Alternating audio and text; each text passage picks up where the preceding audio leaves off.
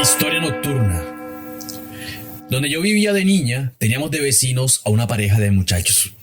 Llevaban ahí viviendo como 3 meses, cuando de repente, una mañana, escuchamos los gritos de la muchacha, que su marido se le estaba muriendo, que la ayudaran.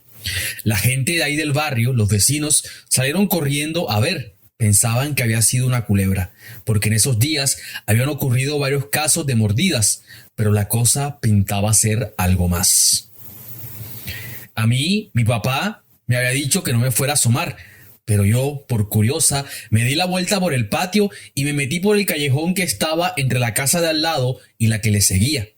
Sabía que todos esos cuartos principales de esas casas tenían una ventana allí en ese espacio. Así que fui la primera en ver la escena, justo antes de que toda la gente del barrio se atiborrara en esa casa.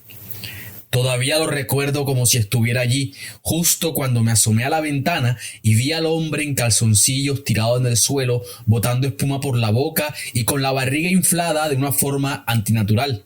Se le veía roja y brillante, como si en cualquier momento fuese a explotar algo dentro de él.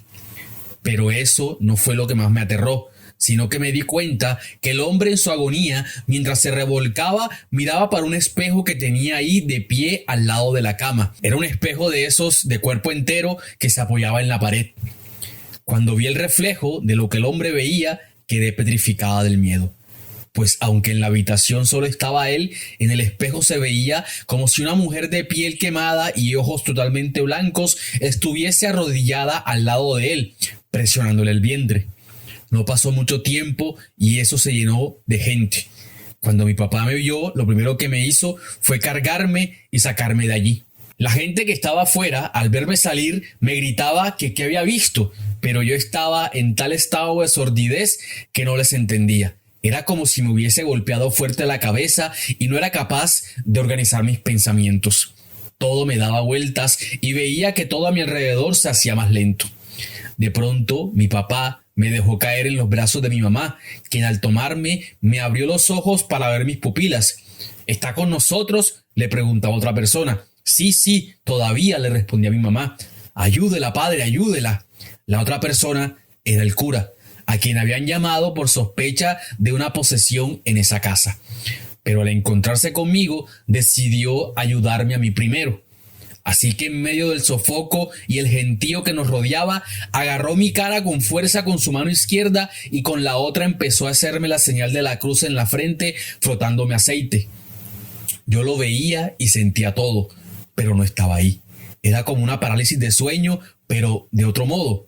De pronto, no sé qué impulso fuera de mí hizo que mi cuerpo se pusiera rígido. El cura rezaba el Padre Nuestro y mi boca se abría por sí sola como queriendo desgarrarse. Ahí fue donde la vi, cuando caí al suelo porque mi mamá no pudo contenerme, que todos los que estaban rodeándome se echaron hacia atrás con cara de terror. Pero entre ellos quedó una mujer solitaria que me veía directamente y yo sentía su presencia como un calor sofocante que me hacía arder la cara. Mi mamá decía que yo me retorcía en la tierra y que mi cabeza daba vueltas de forma inhumana, que el cuello se me infló varias veces como si fuera a salir algo por la boca, pero después lo que era se regresaba a mi estómago. Que en un momento me vieron tan agotada que no vieron de otra que sacarme de ahí prácticamente amarrada con trapos y llevarme a mi cuarto. Cuando llegamos, dicen ellos que la pared de mi habitación, que daba con la casa de al lado, estaba totalmente mojada, como si se estuviese filtrando agua por alguna parte. Que de hecho en el suelo había un charco que se escurría por debajo de la cama. Era un agua amarillenta como con grasa y que desprendía un olor extraño y asfixiante. Lo que está todavía en la otra casa, decía el cura, mientras yo prácticamente convulsionaba y los ojos se me habían hinchado tanto que mi mamá decía que parecía que colgaban por fuera de las cuencas. Ya en ese punto ya no estaba consciente. Para mí, desde el momento en la calle hasta que me desperté al día siguiente, fue como si hubiese estado todo el tiempo en un lugar oscuro en el que no podía respirar bien. Sentía un agobio y un sofoco que me daba la impresión que en cualquier momento iba a acabar con mi vida.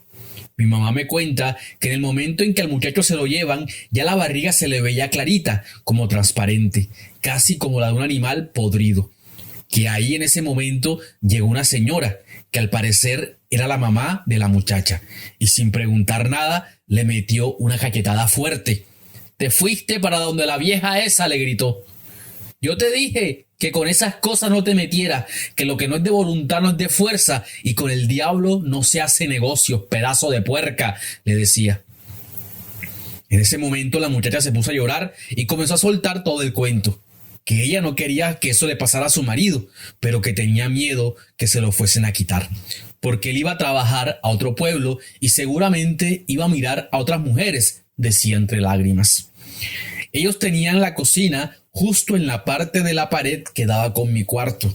Cuando el cura fue a revisar, porque ella le había explicado lo que había hecho, se encontró que en el fondo del tanque donde echaban el arroz que ella le preparaba todos los días al marido para que llevara el almuerzo, tenía un envuelto negro, en cuyo interior había una muñequita de barro con 3 clavos en la cabeza. A esa muchacha no la lincharon porque el cura intercedió por ella y se comprometió a encargarse del caso, pero a ella no la dejaron regresar al barrio.